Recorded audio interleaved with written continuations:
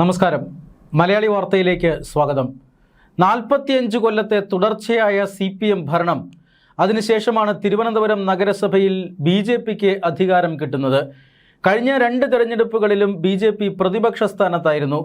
ഇത്തവണത്തെ, അതായത് 2025 തദ്ദേശ സ്വയംഭരണ സ്ഥാപനങ്ങളിലേക്കുള്ള തെരഞ്ഞെടുപ്പിൽ BJP തിരുവനന്തപുരം നഗരസഭയുടെ ഭരണം പിടിക്കുകയായിരുന്നു.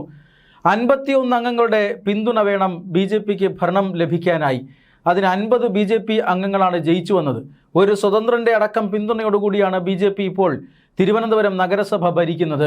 അതുകൊണ്ട് തന്നെ കിട്ടുന്ന അവസരങ്ങളിലെല്ലാം BJPയെ പ്രതിസന്ധിയിലാക്കാൻ CPM ശ്രമം നടത്തുന്നുണ്ട്. അതിൻ്റെ ഭാഗമായിട്ടാണ് സുഗതൻ എന്ന വാഴോട്ടുകോണം കൗൺസിലറുടെ അടിപിടി കേസുമായി ബന്ധപ്പെട്ട്, അദ്ദേഹത്തിൻ്റെ പേരിലുള്ള കേസുമായി ബന്ധപ്പെട്ടുള്ള ഇപ്പോഴത്തെ വിവാദങ്ങൾ. ആ വിവാദങ്ങൾ അങ്ങനെ പോകുന്നതിനിടയിലാണ് ഹൈക്കോടതിയുടെ ഭാഗത്തു നിന്നും ഒരു ഉത്തരവ് വരുന്നത്. അത് BJPക്ക് ഒരു പരിധിവരെ തിരിച്ചടിയായിരുന്നു.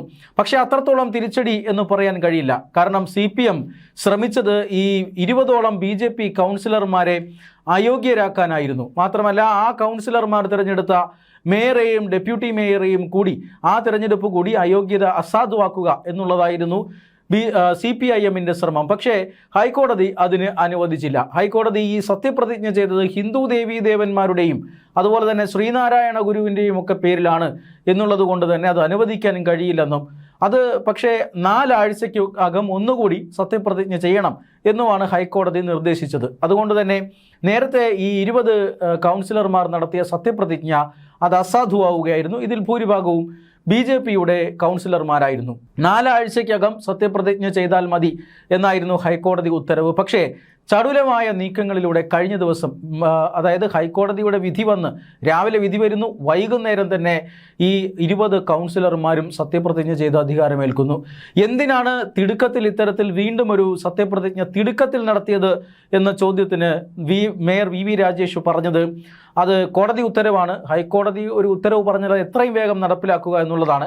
അത് ഞങ്ങൾ ചെയ്തു എന്നാണ്. സത്യത്തിൽ CPIMൻ്റെ ഓരോ നീക്കത്തിനും കൃത്യമായ മറുനീക്കം BJP ഇവിടെ നടത്തുന്നുണ്ട് എന്നുള്ളതാണ്. മേയറുടെയും ഡെപ്യൂട്ടി മേയറുടെയും നേതൃത്വത്തിൽ അത്തരം രാഷ്ട്രീയ നീക്കങ്ങളെയൊക്കെ ചെറുക്കാനുള്ള എല്ലാ ശ്രമവും BJP നടത്തുന്നുമുണ്ട്. കഴിഞ്ഞ ദിവസം BJPയുടെ തിരുവനന്തപുരം സിറ്റി ജില്ലാ പ്രസിഡന്റ് കരമന ജയൻ പറഞ്ഞത്, ഒരു കാരണവശാലും BJPയുടെ തിരുവനന്തപുരം നഗരസഭാ ഭരണത്തെ അട്ടിമറിക്കാൻ CPMന് സാധിക്കില്ല എന്നുള്ളതാണ്.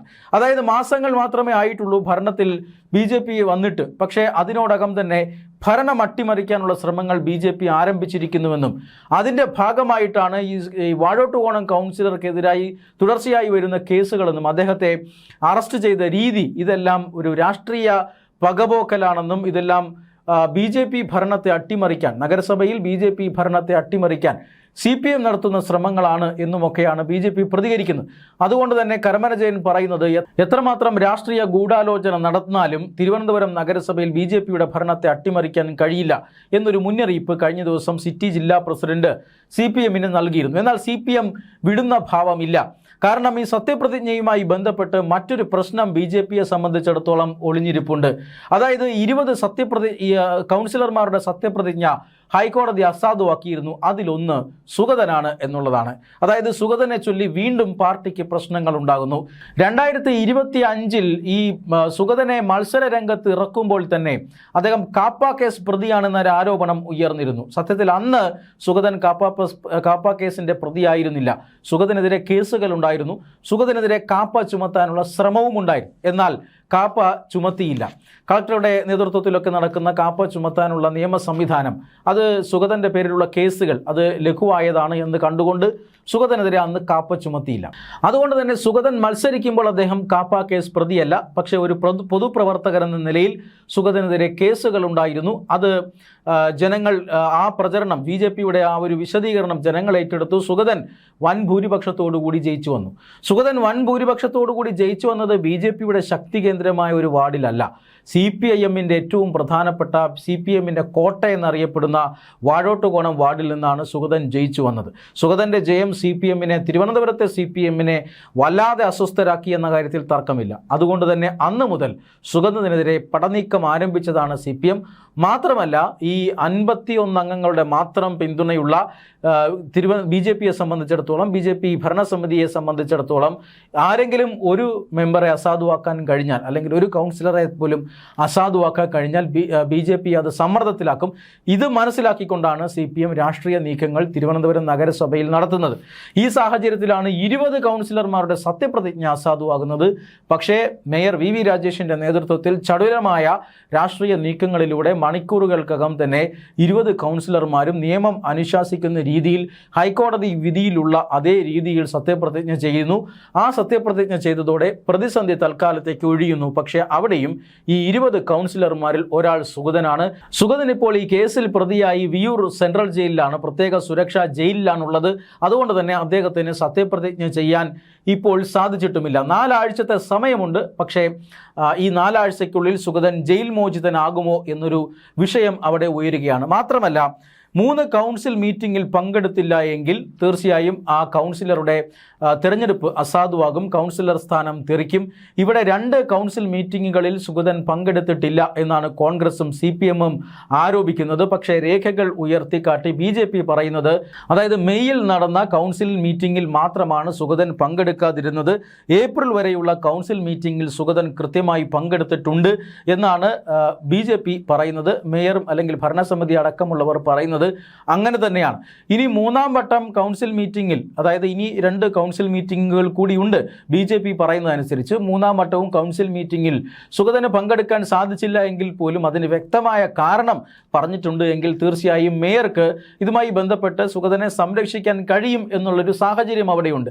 എങ്കിലും സുഗതനെ സംബന്ധിച്ചിടത്തോളം സുഗതനെ രക്ഷിക്കാൻ വേണ്ടിയാണ് കൗൺസിൽ മീറ്റിങ്ങുകൾ വിളിക്കാതിരിക്കുന്നത് എന്നൊരു ആരോപണം ഉയർത്തുന്നുണ്ട്. ഈ ആരോപണങ്ങളെല്ലാം ഉന്നയിച്ച് സുഗതൻ്റെ രാജി ആവശ്യപ്പെട്ട് കഴിഞ്ഞ 2-3 ദിവസമായി തിരുവനന്തപുരം നഗരസഭാ കവാടത്തിൽ CPIM-ന്റെ അംഗങ്ങൾ വലിയ റിലേ സമരത്തിലുമൊക്കെയാണ്. CPM ജില്ലാ കമ്മിറ്റി ഈ സമരവുമായി ബന്ധപ്പെട്ട് പരിപൂർണമായ പിന്തുണ നൽകുന്നുണ്ട്. മുൻ മന്ത്രി V ശിവൻകുട്ടി അടക്കമുള്ളവർ അതുപോലെ തന്നെ CPM ജില്ലാ സെക്രട്ടറി V ജോയി അടക്കമുള്ളവർ ഈ സമരത്തിന് നേതൃത്വം നൽകുന്നുണ്ട്. ഇതിനിടയിൽ ഇന്നു മുതൽ സമരം മേയറുടെ ചേംബറിലേക്ക് മാറ്റിയിരിക്കുന്നു എന്നുള്ളതാണ്. മേയറുടെ ചേംബറിന് തൊട്ട് പുറത്തുള്ള ഇടനാഴിയിൽ CPM അംഗങ്ങൾ കുത്തിയിരുന്ന് ഇപ്പോൾ മുദ്രാവാക്യം വിളിക്കുകയും അവിടെ സമരം നടത്തുകയുമാണ്. അതായത് കൗൺസിലർ സുഗതൻ്റെ രാജി എഴുതി വാങ്ങണം എന്നാവശ്യപ്പെട്ടുകൊണ്ടാണ് ഇത്തരത്തിൽ CPM ഒരു സമരം നടത്തുന്നത്. എന്തായാലും വാഴോട്ടുകോണം കൗൺസിലർ സുഗതനെ കരുവാക്കിക്കൊണ്ട്, വാഴോട്ടുകോണം കൗൺസിലർ സുഗതനെതിരായിട്ടുള്ള കേസുകൾ പ്രയോജനപ്പെടുത്തിക്കൊണ്ട്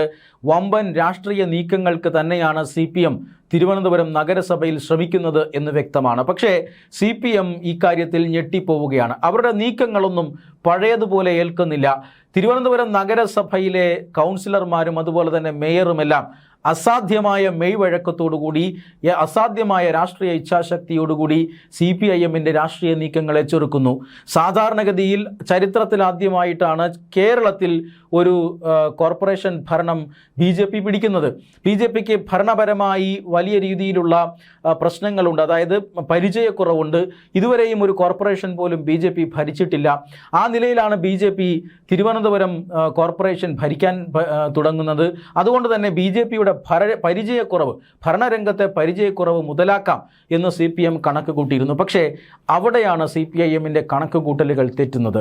CPIM-ന്റെ രാഷ്ട്രീയ നീക്കങ്ങളെല്ലാം ചടുലമായ നീക്കങ്ങളോടെ, അതായത് 4 ആഴ്ചയ്ക്കകം സത്യപ്രതിജ്ഞ ചെയ്താൽ മതിയാകുമെന്ന് ഹൈക്കോടതി വിധിയിലുണ്ട്. ഈ 4 ആഴ്ചയ്ക്കുള്ളിൽ പുതിയ ചില നീക്കങ്ങൾ നടത്താൻ CPM ആലോചിച്ചിരുന്നു. എന്നാൽ ആ നീക്കങ്ങളെ തടയിട്ടുകൊണ്ട് മണിക്കൂറുകൾക്കുള്ളിൽ CPM-നെ പോലും അത്ഭുതപ്പെടുത്തിക്കൊണ്ട് VV രാജേഷിൻ്റെ നേതൃത്വത്തിൽ അവിടെ മെമ്പർമാർ പുനഃപ്രതിജ്ഞ ചെയ്യുന്നു. ഇത് വലിയ രീതിയിൽ CPIM-നെ ഞെട്ടിച്ചു എന്ന കാര്യത്തിൽ തർക്കമില്ല. അസാധ്യമായ മെയ്വഴക്കത്തോടു കൂടിയാണ് BJP തിരുവനന്തപുരം നഗരസഭയിൽ രാഷ്ട്രീയ നീക്കങ്ങൾ നടത്തുന്നത്. CPIM-ന്റെ ഓരോ രാഷ്ട്രീയ നീക്കത്തിനും അവിടെ തടയിടപ്പെടുകയാണ്. സുഗതനെ അറസ്റ്റ് ചെയ്ത് സുഗതനെ CPIM-ന്റെ ആജ്ഞാനുവർത്തിയായ ഒരു പോലീസ് ഉദ്യോഗസ്ഥനെ ഉപയോഗിച്ച് വീട് വളഞ്ഞ് തോക്ക് ചൂണ്ടി മക്കളെയും ഭാര്യയും ഒക്കെ വരെ മർദ്ദിച്ച ശേഷമാണ് അറസ്റ്റ് ചെയ്യുന്നത്. ഇങ്ങനെയൊക്കെ അറസ്റ്റ് ചെയ്ത് കാപ്പ കേസ് പ്രതിയാണ് എന്ന നിലയിലേക്ക് വരുത്തി തീർക്കാനുള്ള ശ്രമങ്ങൾ നടത്തിയിരുന്നു.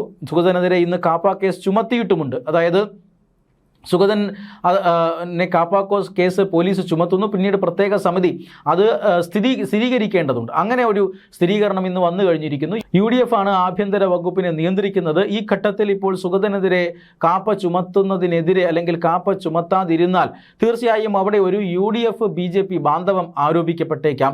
അതുകൊണ്ട് തന്നെയാണ് ആഭ്യന്തര വകുപ്പ് കാപ്പ ചുമത്തിക്കൊണ്ട് തന്നെ മുന്നോട്ട് പോകുന്നത്. കോടതിയിൽ നിന്നും ഏതെങ്കിലും തരത്തിലുള്ള ഉത്തരവുണ്ടാവുകയാണെങ്കിൽ, ഇളവുണ്ടാവുകയാണെങ്കിൽ സുഗതൻ ലഭിച്ചോട്ടെ എന്ന രീതിയിലാണ് ഇപ്പോൾ ആഭ്യന്തര വകുപ്പിന്റെ നീക്കം. എന്തായാലും CPIMന്റെ ശ്രമങ്ങളെ BJP ചടുലമായി തന്നെ തകർക്കാൻ ശ്രമിക്കുകയാണ്.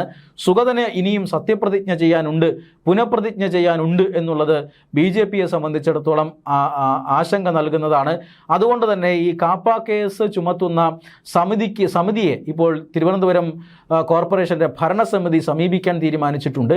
അതോടൊപ്പം തന്നെ സുഗതന് ഇടക്കാല ജാമ്യം ലഭിക്കാനുള്ള നീക്കങ്ങൾ BJP ശക്തമാക്കുകയും ചെയ്തിട്ടുണ്ട്. ഈ 4 ആഴ്ചയ്ക്കകം തന്നെ സുഗതന് ഹൈക്കോടതിയിൽ നിന്നോ മറ്റോ ഇടക്കാല ജാമ്യം ലഭിച്ചാൽ തീർച്ചയായും ആ സമയത്ത് സത്യപ്രതിജ്ഞ ചെയ്യാനുള്ള അവസരമൊരുങ്ങും. ഈ ഹൈക്കോടതി വിധി അടക്കം ചൂണ്ടിക്കാണിച്ചുകൊണ്ട് സുഗതൻ ജനപ്രതിനിധിയാണെന്നും ജനപ്രതിനിധി എന്ന നിലയിലുള്ള കേസുകൾ മാത്രമാണ് സുഗതൻ്റെ പേരിൽ ഉള്ളതെന്നും കാപ്പ കേസ് രാഷ്ട്രീയ പ്രേരിതമാണെന്നും കോടതിയിൽ BJP വാദിക്കും.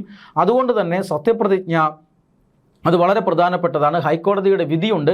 4 ആഴ്ചയ്ക്കുള്ളിൽ സത്യപ്രതിജ്ഞ ചെയ്തില്ല എങ്കിൽ ജനങ്ങളാൽ തിരഞ്ഞെടുക്കപ്പെട്ട ഒരു ജനപ്രതിനിധിയുടെ ഒരു ജനപ്രതിനിധി എന്ന സ്ഥാനം പോകുന്ന സാഹചര്യം ഉണ്ടാകും. അതുകൊണ്ട് തന്നെ ഇടക്കാല ജാമ്യം അനുവദിക്കണമെന്നായിരിക്കും BJP ഹൈക്കോടതിയെ അല്ലെങ്കിൽ ഏതെങ്കിലും കോടതികളെ സമീപിച്ച് വാദിക്കാൻ പോവുക. അങ്ങനെ ആ വാദം കോടതികൾ അംഗീകരിക്കാനുള്ള സാധ്യതയുമുണ്ട്. അതുകൊണ്ട് തന്നെ ആ വാദം കോടതി അംഗീകരിച്ചാൽ സുഗതനെ ഒരു ഉപകരണമാക്കിക്കൊണ്ട് നഗരസഭാ ഭരണത്തെ അട്ടിമറിക്കാനും അസ്ഥിരപ്പെടുത്താനുമുള്ള നീക്കങ്ങൾക്ക് BJP സമ്പൂർണ്ണമായും തടയിടും. അതുകൊണ്ട് തന്നെ ഈ കോടതി വിധി എന്താകും എന്നുള്ളതിനെക്കുറിച്ചുള്ള വലിയ ആശങ്കയിലാണ് CPM പ്രവർത്തകർ. പക്ഷേ CPIMന്റെ രാഷ്ട്രീയ നീക്കങ്ങളെ അതിശക്തമായി പ്രതിരോധിച്ചു എന്ന നിലയിൽ BJP കൗൺസിലർമാർക്ക് അഭിമാനിക്കാം.